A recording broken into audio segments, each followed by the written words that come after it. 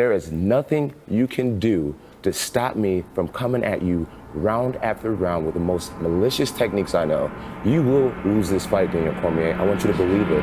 Every ounce of training you put in leading up to this fight will be a waste of your life. Around 2010, 2011, I went through this huge spiritual thing where I became obsessed with the power of the mind, meditation, visualization, and just realizing how powerful our minds actually are, like how we really do paint our world with our thoughts and our level of self-belief. So I took myself from being very average-minded to actually believing that I was the shit and believing that I could be the shit and that I could be the GOAT and be the greatest. A lot of people were surprised when they found out that you've been signing your name as Champ 2011.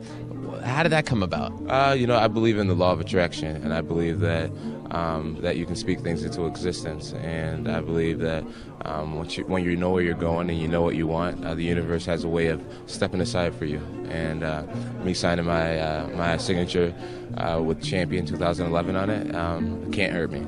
It can't hurt me. It could only help me to believe it even more, I would say throughout my martial arts career, the biggest life lesson that I've learned is the power of the mind and just how important it is to look at yourself at a high regard and to believe in yourself.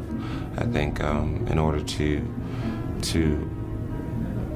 paint a bright future for yourself, you have to be able to see it in your mind. You have to believe in it, and the more you believe in it, the more your world will start to change, and the more you'll just start to see your beliefs come to pass. What do you think the sport's going to be, when UFC 200 rolls around? And where do you think you're going to be 9 years from now, 10 years from now? I'm hoping to be a champion. Yeah. I'm hoping to be a champion. I'm believing that I'll be a champion.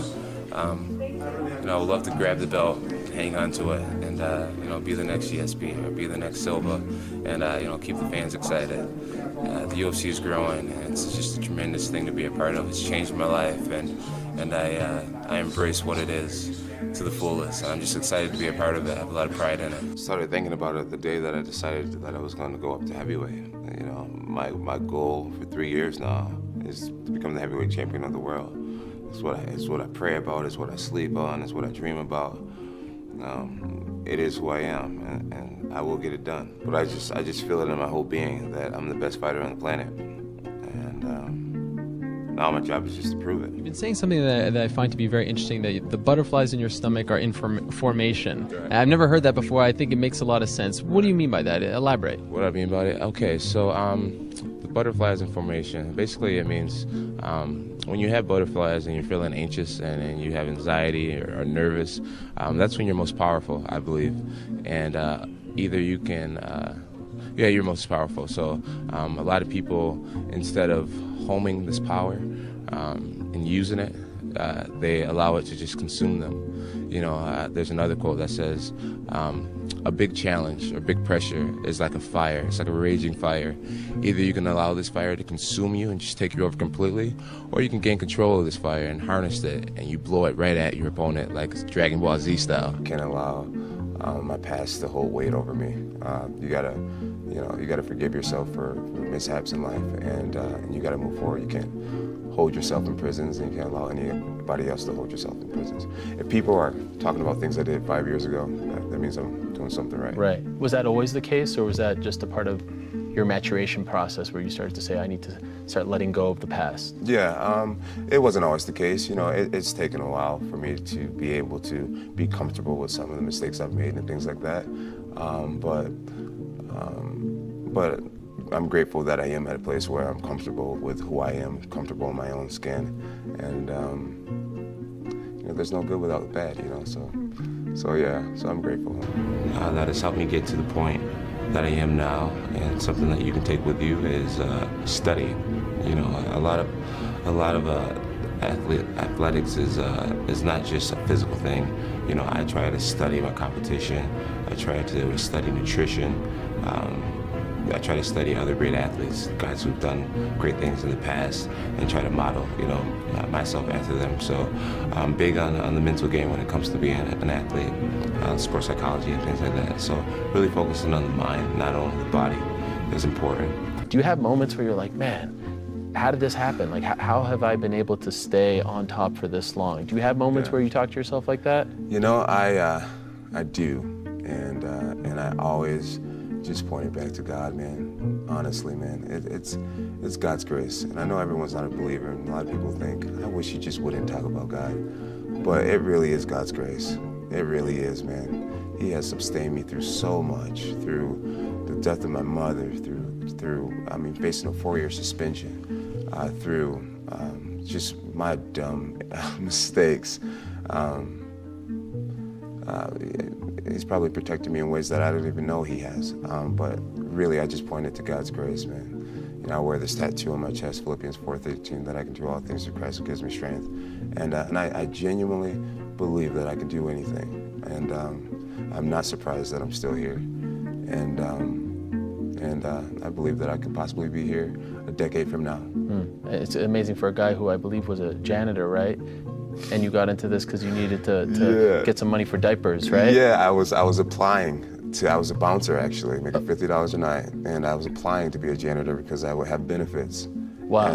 And right when I was waiting to get the call back, someone wrote me on Twitter, a guy named Gary, a kid that I never met, and he said, hey, my cousin owns an MMA gym in Cortland, New York, which is about 45 minutes away. I didn't have a car.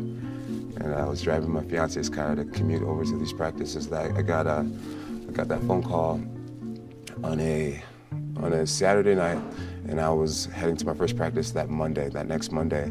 The kid changed my life forever. He just planted a seed in my MySpace. And I have a good way of detaching something inside of me and seeing what's happening. And okay, oh no, it's not over. All you gotta do is just do this, do that, do that. You get what I'm saying? Yeah.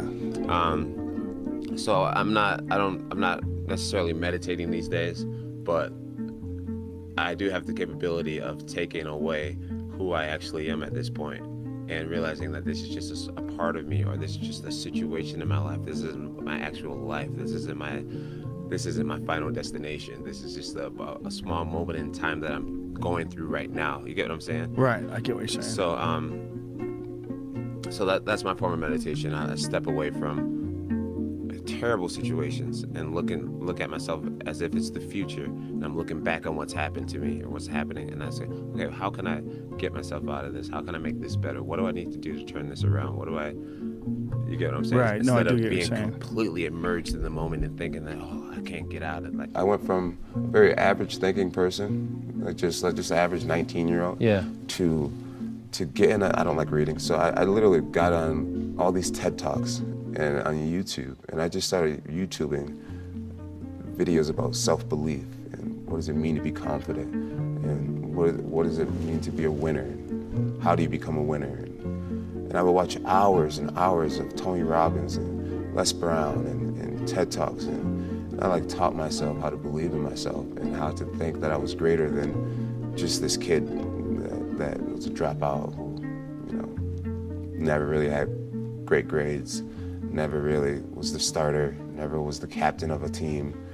I was just always kind of this average person, and overnight I taught myself that I could be great and change myself forever, and I'm forever grateful. I'm never going back.